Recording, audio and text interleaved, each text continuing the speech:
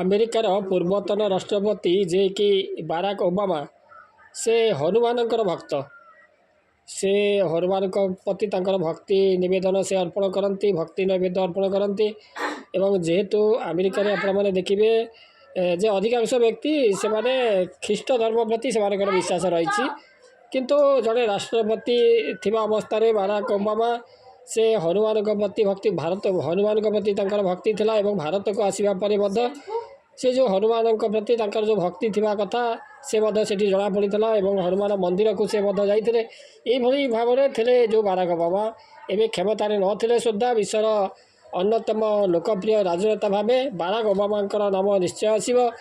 Obama ଦମ୍ପତି ମଧ୍ୟ ସେ ବିଶ୍ୱରେ ସର୍ବାଧିକ ପ୍ରଶଂସନୀୟ ବୋଲି ସିଙ୍ଗାପୁରରେ ଯେଉଁ ଇଣ୍ଟରନେଟ୍ ବ୍ୟବହାରକାରୀଙ୍କୁ ନେଇ କରାଯାଇଥିବା ଏକ ସର୍ଭେରେ ମଧ୍ୟ ଜଣାପଡ଼ିଥିଲା। ଆମେରିକାର ଏ ଯେଉଁ ପୂର୍ବତନ ରାଷ୍ଟ୍ରପତି ସେ ହନୁମାନଙ୍କୁ ଖୁବ୍ ବିଶ୍ୱାସ କରନ୍ତି ବୋଲି ଶୁଣିଲେ ଆପଣଙ୍କୁ ଆଶ୍ଚର୍ଯ୍ୟ ଲାଗିବ, କିନ୍ତୁ ଏହା ସତ। ତାଙ୍କର ପକେଟରେ ହନୁମାନଙ୍କର ଏକ ଛୋଟ ମୂର୍ତ୍ତି ସବୁବେଳେ ରହିଥାଏ।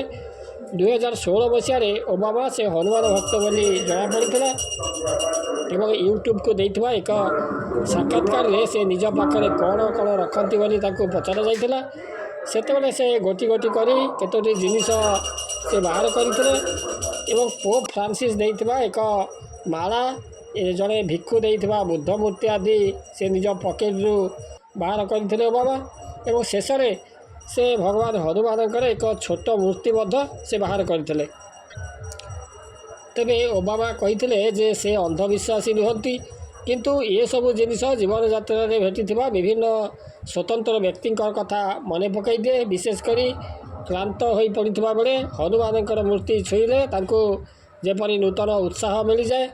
2008 ମସିହାରେ ଓବାମା ପ୍ରଥମ ଥର ପାଇଁ ରାଷ୍ଟ୍ରପତି ନିର୍ବାଚନ ଲଢ଼ୁଥିବା ବେଳେ ସାରା ବିଶ୍ୱରେ ତାଙ୍କର ପସନ୍ଦ ନାପସନ୍ଦର ଚର୍ଚ୍ଚା ଜାରି ରହିଥିଲା। ସେହି ସମୟରେ ଭାରତ ପ୍ରତି ତାଙ୍କର ସମ୍ପୃକ୍ତି ଅଧିକ ଲକ୍ଷ୍ୟ କରାଗଲା। ଏହାର ସବୁଠାରୁ ବଡ଼ କାରଣ ଥିଲା ଓବାମାଙ୍କର ହନୁମାନଙ୍କ ପ୍ରତି ଆସ୍ଥା। ଆମେରିକାର ଭାରତୀୟ ସମ୍ପ୍ରଦାୟ ଓବାମାଙ୍କୁ ତାଙ୍କର ସଫଳତା ପାଇଁ ସ୍ୱର୍ଣ୍ଣ ଆଚ୍ଛାଦିତ ହନୁମାନ ମୂର୍ତ୍ତି ପ୍ରଦାନ କରିଥିଲେ।